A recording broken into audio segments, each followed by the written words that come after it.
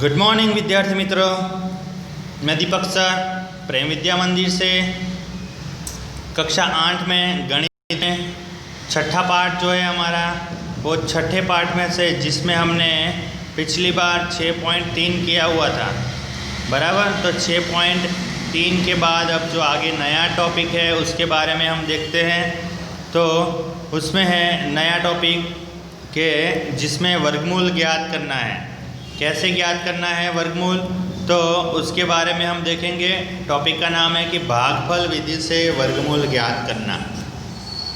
भागफल विधि यानी कि कैसी भागफल विधि के जैसे कि हमको यहाँ पे कोई भी संख्या दी होगी, जैसे कि 529, तो 529 का वर्गमूल ज्ञात करना है। तो यहाँ पे उसके लिए चरण बताए गए हैं। तो वैसे चरण के अनुसार हम उसको फॉलो करते जाना है और फिर आंसर निकालना है। जैसे पहले चरण में हमको दिया गया है कि इकाई स्थान से प्रारंभ करते हुए प्रत्येक युग्म पर बार लगाइए। यदि अंकों की संख्या विषम है तब बाएं तरफ एक अंक पर बार लगाइए।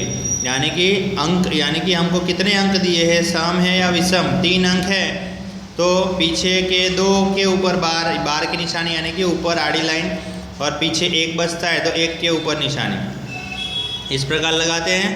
अब यहाँ पे चरण नंबर 2 में हमको देखना है कि वह सबसे बड़ी संख्या ज्ञात कीजिए जिसका वर्ग सबसे बाईं तरफ के बार के नीचे लिखी संख्या से कम या बराबर हो।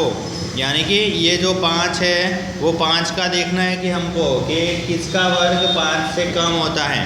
तो 1 का वर्ग 1 होगा, 2 का वर्ग 4 होगा, 3 का वर्ग 9 होगा। तो 9 तो बढ़ गया तो 2 का वर्ग लेंगे, तो इसलिए हम 2 लिखेंगे। यानी कि सबसे बाईं बार के नीचे भाज्य के साथ भाजक और भागफल के रूप में इस संख्या को लीजिए और भाग कीजिए और शेषफल ज्ञात कीजिए। उसको भाग करते हैं तो शेषफल 1 बचता है। तो चरण नंबर 3 में देखते हैं कि अगली बार के नीचे की संख्या को शेषफल के दाईं ओर लिखिए और इस स्थिति में अगली भाज्य हो जाएगी 129। 29 जो है उसको नीचे उतार देंगे तो 129 हो गया। फिर उसके बाद भाजक को 2 गुना कीजिए। जो भाजक है 2, उसको 2 गुना करते हैं तो कितना होगा, 4 होगा। और इसके दाएं में खाली स्थान के साथ लिखिए, यानी कि यहाँ पे खाली स्थान के साथ उसको लिखना है। फिर चरण नंबर 5 क्या कहता है कि रिक्त स्थान को भरने के लिए सबसे बड़े संभवित अंक का अनुमान लगाइए जो कि भागफल में नया अंक होगा और नए भाजक को नए भागफल से गुणा करने पर गुणनफल भाज्य से कम या बराबर होगा। यानी कि हमको देखते जाना है कि यहाँ पे 4 है तो पीछे 1 लगाएंगे तो 41 गुणा 2 कितना होगा वो चेक करो, या फिर 2 से तो करो तो 42 गुणा 2 कितना होगा, तो 84 होगा। तो जितना लगाते हो उससे गुणा करना है। 43 गुणा 3 तो 129 हो गया। तो वो यहाँ पे 43 और गुणा 3 करते हैं तो 129 हो जाएगा। तो ऐसे उसमें शेष बचेगी 0 और ऊपर आंसर क्या बचेगा, 23। तो ये हो गई भागफल की विधि। फिर दूसरा जो है कि 4096, तो उसको भी ऐसे ही हल करना है कि सबसे पहले क्या करेंगे, पीछे 2 के ऊपर बार और फिर उसके 2 के ऊपर बार लगा देंगे। फिर आगे जो 40 है उसमें देखना है कि कौन सी संख्या का वर्ग 40 या उससे छोटा होता है। तो 6 का वर्ग, तो वहाँ पे 6 आ जाएगा। तो 6 का वर्ग 36, 4 बचा, ऊपर से 496 नीचे उतारेंगे तो 496 नीचे होगा। अब यहाँ पे 6 है तो यहाँ पे उसका डबल करना है तो 12 हो जाएगा। और 12 को क्या करना है, फिर 12 के पीछे अब एक संख्या तो 121 गुना 1 करो तो 121 होगा। 122 गुना 2 करो, 123 गुना 3 करो और 124 गुना 4 करते हैं तो 496 होगा। तो शेषफल क्या आ गया, 0 आ गया। तो इसका आंसर यानी कि वर्गमूल में 4096 तो आंसर आएगा 64।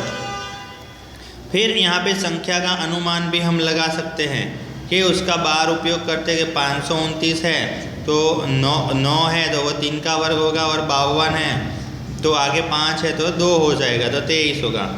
4096 है तो 6, तो यहाँ पे 4 का वर्ग भी 6 होता है और 40 है तो 6। ऐसे भी अनुमान की रीति से भी हम उसके गणना किए बिना भी हम वर्गमूल निकाल सकते हैं। तो वर्गमूल कैसे निकाल सकते हैं उसके बारे में हमने देखा। अब देखेंगे कि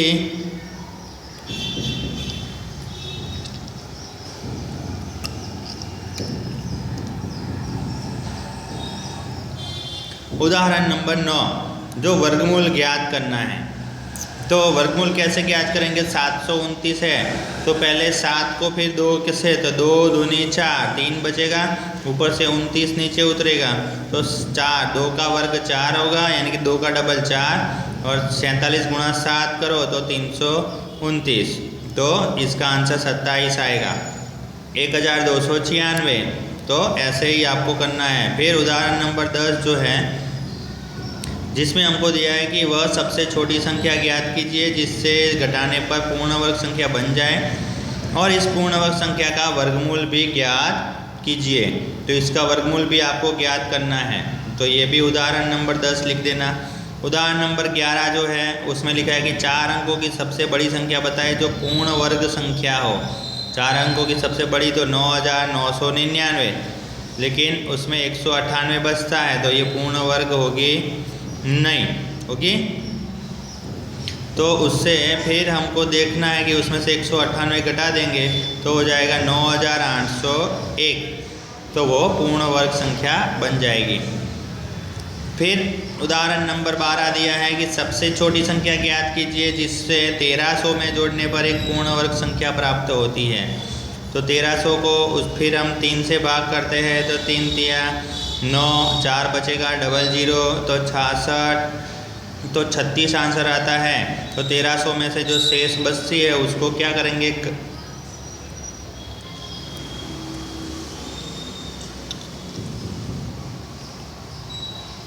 तो विभाजन विधि से हम ज्ञात करते हैं तो उसमें से शेषफल 4 बचता है कि वो 36 का वर्ग जो है वो 1300 से छोटा है, बराबर। तो 37 का वर्ग 1369, तो 37 का वर्ग माइनस 1300 करो तो 69 बनेगा। फिर दशमलव का वर्गमूल निकालने पर कैसे वर्गमूल निकालते हैं? दशमलव का वर्गमूल निकालना है तो यहाँ पे पॉइंट वाली संख्या है तो उसका वर्गमूल निकालना है, तो इसी रीति से आपको, वैसे ही रीति से आपको करते जाना है। दशमलव का वर्गमूल भी इसी रीति से निकालते हैं। जिसका उदाहरण हमको दिया है कि 12.25 है तो उसका हम क्या करेंगे, 2 संख्या लेंगे तो 3 तिया 9, 3 बचा 325 तो 65, तो 3.5 आएगा। जहाँ पे पॉइंट आता है वहाँ पे आपको पॉइंट लगाना है। जैसे कि उदाहरण नंबर 14, उदाहरण 15, वैसे ही आपको करते जाना है। और वर्गमूल का अनुमान लगाना, कैसे हम अनुमान लगाएंगे, तो वो आपको कहाँ तक लिखना है, तो वो उदाहरण 15 तक आपको पूरा लिख देना है। फिर उसके बाद हम प्रश्नावली जो है वो 6.4 हम प्रश्नावली आगे करते हैं, तो बराबर। तो यहाँ पे आपको उदाहरण नंबर कहाँ से कि जो 6.3 के बाद में जो बात से चालू करना है, तो ये 6.3 है आपका, 6.3, तो 6.3 तो हो गया होगा। तो 6.3 के बाद में जो आपको स्टार्ट करना है कहाँ से, तो उदाहरण नंबर 9, उदाहरण नंबर 9 लिखना है, उदाहरण नंबर 10 लिखना है, उदाहरण 11, 12, फिर उदाहरण नंबर 13, 14 और 15 तक उदाहरण आपको लिख देने हैं। फिर उसके बाद हम नेक्स्ट टाइम यानी कि नेक्स्ट लेक्चर में प्रश्नावली 6.4 हम करेंगे, बराबर। और प्रश्नावली 6.4 लास्ट है। Okay, thank you.